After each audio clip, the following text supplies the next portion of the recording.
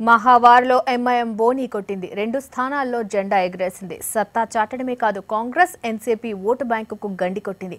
ఏదో చేస్తామన్న ఎంఎన్ఎస్ బొక్కబోర్లా పడింది. 288 స్థానాల్లో పోటీ చేసి ఒక్కటంటే ఒక్క సీటుతోనే సరిపెట్టుకున్నారు రాజ్ ఠాక్రే.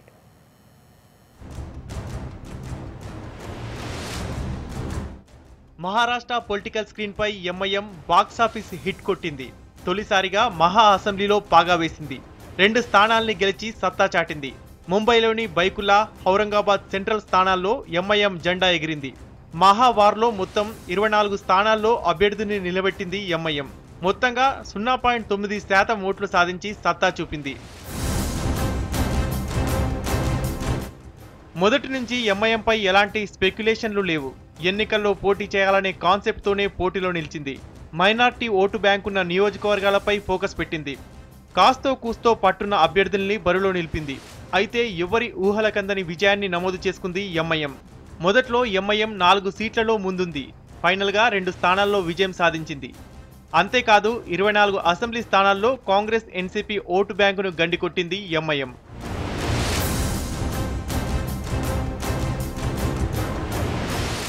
पाँच साल से तमाम महाराष्ट्र ख़ास तौर से मराठवाड़ा के इलाके में बहुत मेहनत की, जस्तजू की, मगर खैर आज हमको महाराष्ट्र में मजलिस इत्तेहादुल मुस्लिमीन को एक प्लेटफॉर्म मिल चुका है और हम इस प्लेटफॉर्म पर अपनी जमात को और मजबूत करेंगे.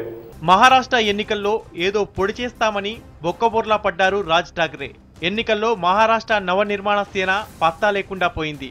288 స్థానాల్లో పోటీ చేసిన ఎంఎన్ఎస్ ఒక్కటంటే ఒక్క సీటుతో సరిపెట్టుకుంది. జస్ట్ 3% ఓట్లతో ముచ్చట తీర్చుకున్నారు రాజ్ ఠాక్రే.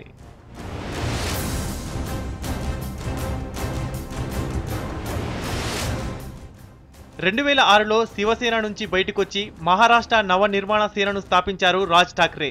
తొలిసారి 2009లో అసెంబ్లీ ఎన్నికల్లో అదృష్టాన్ని పరీక్షించుకున్నారు.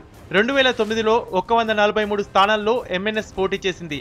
11.88% ఓట్లతో 13 స్థానాల్ని రాజ్ ఠాక్రే పార్టీ గెలిచింది.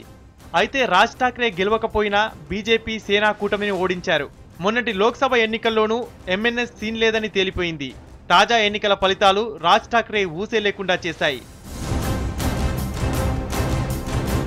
తాజా ఫలితాలతో ఎంఐఎం మరింత దూసుకుపోయే ఛాన్స్ ఉంది. సేమ్ టైం రాజ్ ఠాక్రే మరో దారి చూసుకోక తప్పదు.